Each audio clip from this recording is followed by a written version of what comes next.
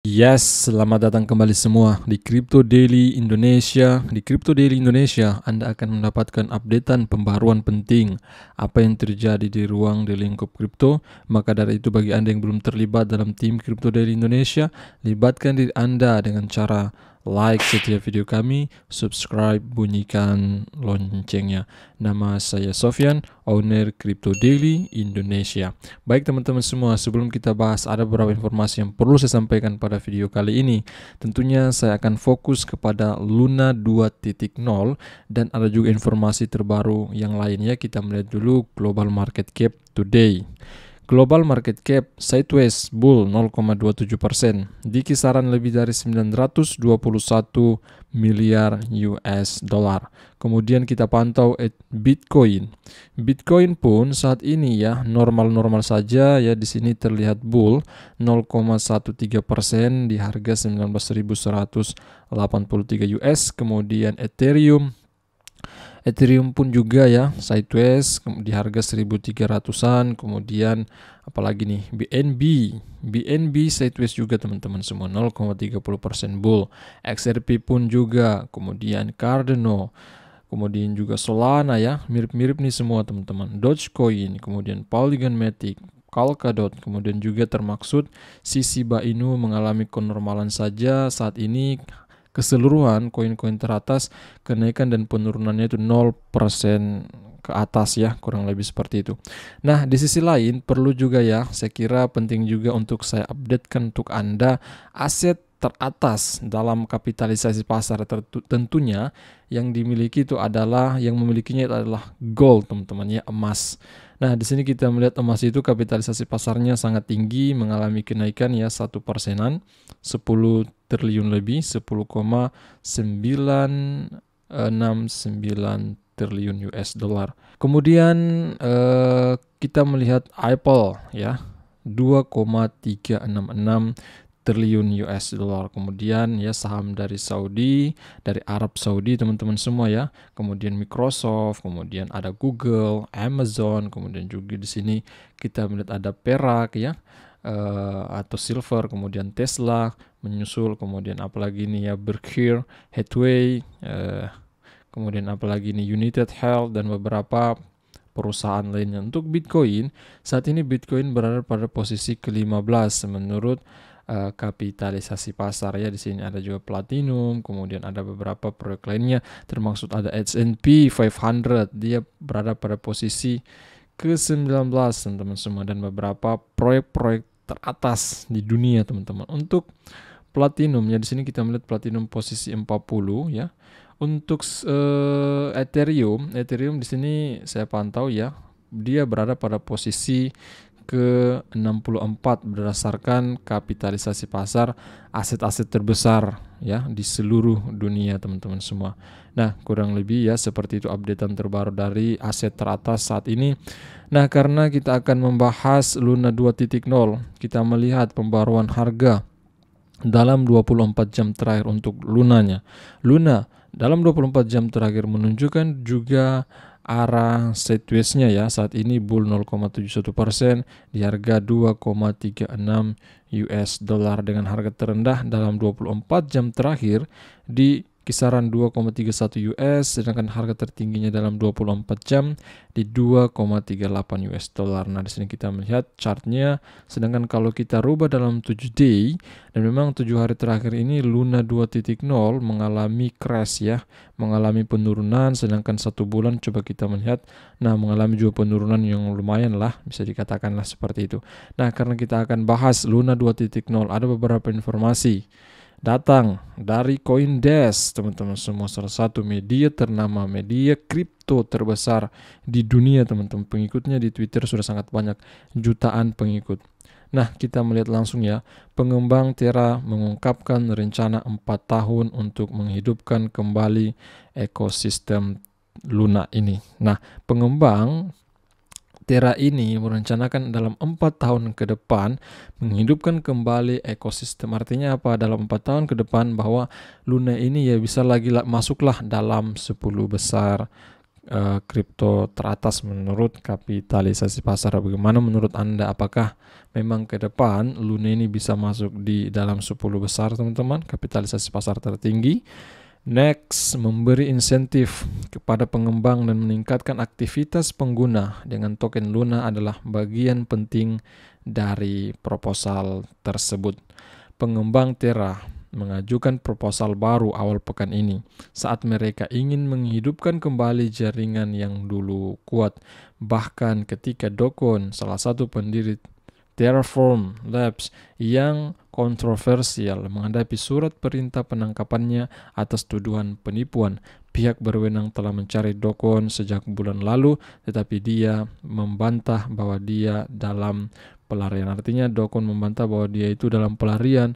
Do Kwon tidak dalam pelarian menurut dia pribadi, tetapi otoritas Korea Selatan, kemudian dari Singapura juga mengatakan Do Kwon tidak ada di Singapura karena pada saat itu ya otoritas Korea Selatan menganggap bahwa Do Kwon ini ada di Singapura, dan ternyata kepolisian Singapura membuat keputusan bahwa Do Kwon itu tidak ada di Singapura, teman-teman. Program baru akan didanai dengan 9,5% dari total pasokan token Luna yang dialokasikan pada peluncuran blockchain Terra baru.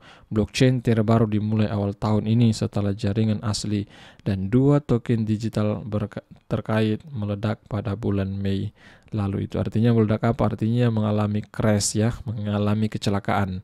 Lunanya kemudian stablecoinnya UST ya, sekarang berganti nama USTC, dan Lunanya berganti nama Luna Classic.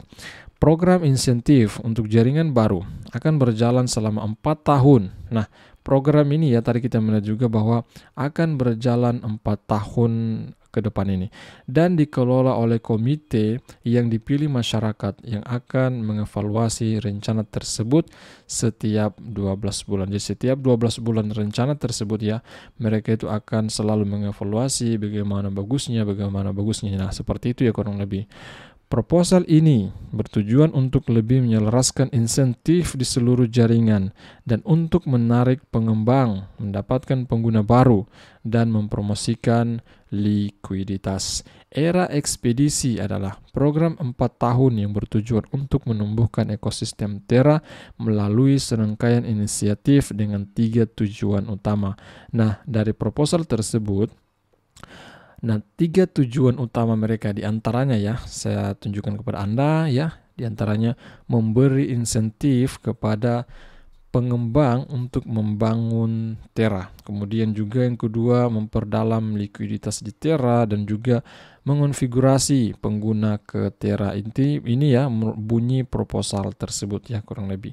Insentif Luna melalui berbagai program. Diantaranya 20 juta token Luna dialokasikan untuk program hibah pengembang. Jadi 20 juta token Luna itu akan dilokasikan untuk program hibah pengembang dari Terra Luna. Pengembang aplikasi yang berbeda akan dibayar setelah audit yang berhasil dan peluncuran proyek di jaringan utama Luna. Beberapa contoh proyek ini ditujukan dalam proposal termasuk pertukaran terdesentralisasi, kemudian juga protokol pinjaman, kemudian penerbit stablecoin, dan protokol turunan lainnya. Next, 20 juta token Luna lainnya akan diberikan untuk memberi penghargaan kepada pengembang yang membangun di Terra ini. Nah, skema insentif penambangan likuiditas 50 juta token Luna yang akan didistribusikan selama 4 tahun ke depan ini juga telah diusulkan. Dana ini akan digunakan untuk mendanai likuiditas awal pertukaran terdesentralisasi, stablecoin, jembatan, dan protokol serupa lain yang dibangun di Terra ini. Pengembang juga telah mengusulkan untuk memberikan 5 juta Luna kepada pengguna untuk memberi mereka insentif untuk menggunakan jembatan dan aplikasi terdesentralisasi di jaringan dan untuk mencetak juga ya NFT non fungible token pada platform. Kemudian Terra ya kehilangan nilai ya, kita flashback kembali, mengingat kembali bahwa Terra itu kehilangan nilai senilai 28 miliar US setelah ledakan di bulan Mei itu ya, kehancuran yang terjadi pada Luna, kemudian juga stabil coinnya USTC sekarang namanya ya, sedangkan sekarang namanya sudah berubah menjadi Luna Classic, saya kira kalian sudah mengetahui.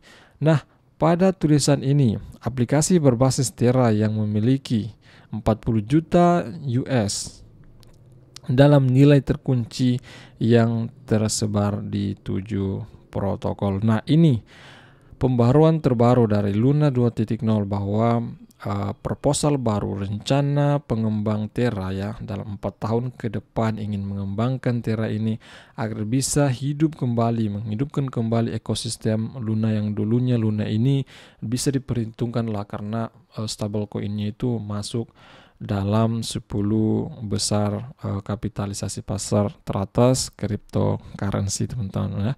Makanya ya, bagaimana pendapat Anda, apakah upaya yang dilakukan ini bisa terwujudkan? Coba kalian tulis di kolom komentar. Next, nah kita coba melihat ya. Saat ini postingan di beberapa jam yang lalu, postingan dari Chill Trader bahwa dia katakan, apakah Do Kwon terlihat di klub malam di Lisbon? Nah, ini postingan dari Pantera bahwa Do Kwon berfoto dengan salah seorang di klub malam, teman-teman semua ya. Apakah dia memang betul-betul berada di tempat tersebut, tetapi tidak diketahui di mana keberadaan sebenarnya si Do Kwon ini. Di sisi lain, CEO Tesla baru-baru ini membuat komentar di Twitter membalas salah satu pertanyaan ya. Kemudian ini mengakibatkan beberapa berita timbul akibat daripada komentar dari CEO Tesla Elon Musk mengatakan resesi global bisa berlangsung hingga musim semi di tahun 2024 mendatang. CEO Tesla dan Space Elon Musk memperkirakan resesi global akan berlangsung hingga musim semi 2024. Elon Musk menambahkan bahwa kedua perusahaannya berada dalam posisi yang baik, tetapi banyak perusahaan lainnya tidak dalam keadaan baik-baik saja. Itu kata Elon Musk. Resesi memang memiliki hikmah di mana perusahaannya yang seharusnya tidak ada berhenti eksis, kata bos Tesla tersebut. Nah, ini postingan ya, komentar dari Elon Musk mengomentari pertanyaan teman-teman semua ya. Dia bertanya, menurut Anda, nah ini ya, bertanya, menurut Anda berapa lama resesi akan berlangsung? Nah, kemudian bos Tesla tersebut ya, Elon Musk, menjawab ya, hanya menebak, tapi mungkin sampai musim semi 2000, artinya musim semi 24, artinya 2024 ya, kemungkinan seperti itu. Sampai musim semi di tahun 2024.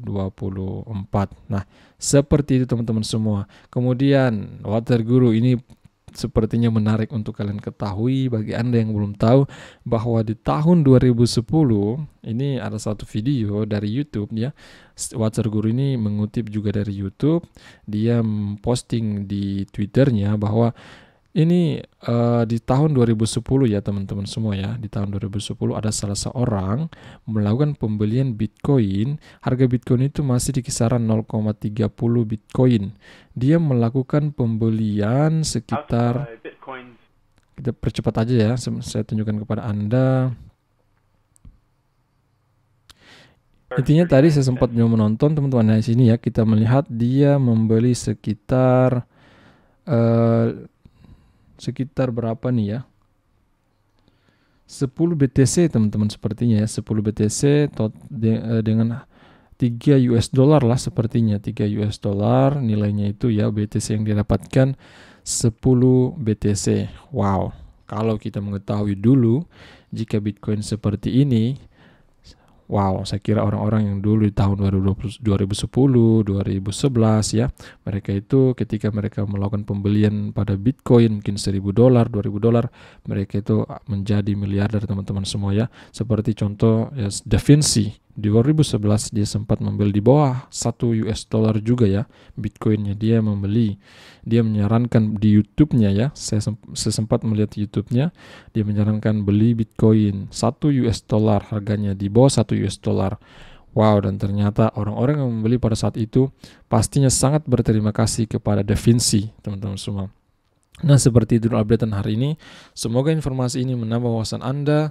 Jika kalian menghargai video ini, jika Anda ingin lebih pintar dalam ruang cryptocurrency, pastikan diri Anda untuk terlibat dalam tim Crypto Daily Indonesia dengan cara smash tombol like setiap video kami, subscribe, bunyikan loncengnya. Nama saya Sofian, owner Crypto Daily Indonesia. Sampai jumpa video berikutnya. See you.